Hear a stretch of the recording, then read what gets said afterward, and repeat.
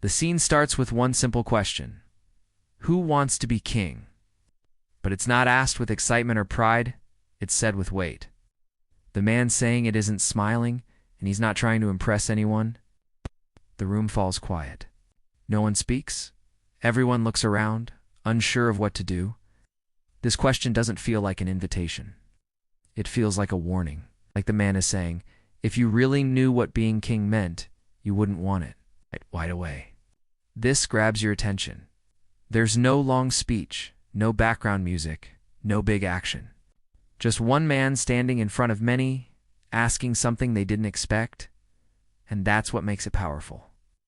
You can feel the pressure in the air, like everyone suddenly sees leadership in a different way.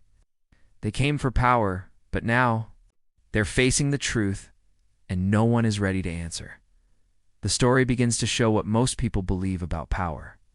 When they think of a king, they imagine someone wearing a crown, sitting high on a throne, with everyone cheering for him.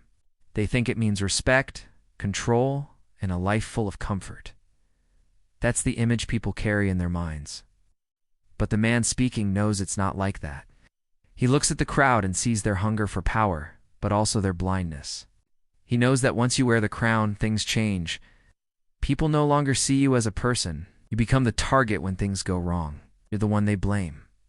Power seems beautiful from the outside, but inside it's cold and lonely.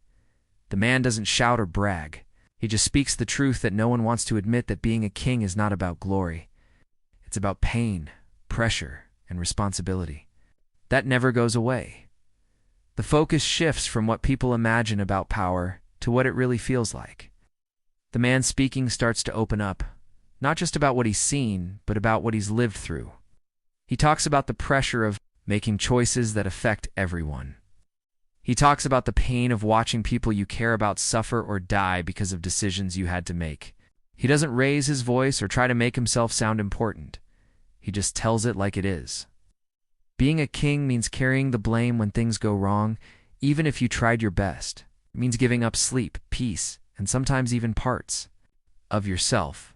You don't get to rest. You don't get to feel proud. You just keep going, because if you stop, everything could fall apart. He wants the crowd to understand that being a leader isn't a reward. It's a burden that most people aren't ready for. The man starts to talk about what true leadership really looks like. He says the best leaders are not the ones who chase power or demand attention. Real leaders don't need to shout or wear a crown to be respected. They lead by example. They earn trust by standing with their people, not above them. The man reminds everyone that the strongest people are often the quietest. They don't look for praise. They just do what needs to be done, even when it's hard. He says that real leadership isn't about being feared. It's about being followed, even when no one is watching. The man never says he wants to be king, just shows that he understands the weight of it. And by doing that, he becomes the kind of leader people naturally want to follow. Not because he asks for it, but because he deserves it. The story brings us to a quiet but powerful moment. The man could easily take the crown. Everyone knows that. He has the name, the respect, the strength. But instead of reaching for it, he steps back and lets the silence speak. He looks at the crowd, not with pride, but with something deeper, like he's asking them to look inside themselves. If any of you really want this, his eyes seem to say, then take it. But no one moves. No one speaks. Because now they see what it really means. They see the cost. This moment isn't about proving who's the strongest. It's about showing who understands the truth. The man, without saying much, shows that leadership isn't about claiming power. It's about understanding the weight that comes with it can't being strong enough to walk away from it when needed. Now the focus shifts from the man to the people around him. Everyone in the room is silent. They're no longer staring at the crown. They're staring at the truth. And that truth is heavy. It's easy to dream about power when you don't understand what it costs. But now that they've heard it, really heard it, no one wants to step forward. Not because they're weak, but because they're scared.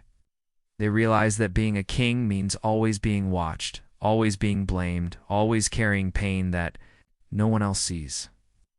The silence in the room says more than words ever could. Everyone is thinking the same thing. They're not ready. Maybe they never were.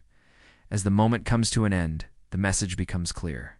True leadership isn't about being the loudest or the most feared. It's not about standing on top. It's about standing alone when no one else will. The man who asked, "Who wants to be king?" didn't need to be chosen. He already was. A leader not because he took power, but because he understood what it meant. And sometimes, the one who walks away from the crown is the only one strong enough to wear it. The story doesn't end with a fight or a cheer. It ends with quiet. Respect that silence? It's the sound of truth sinking in.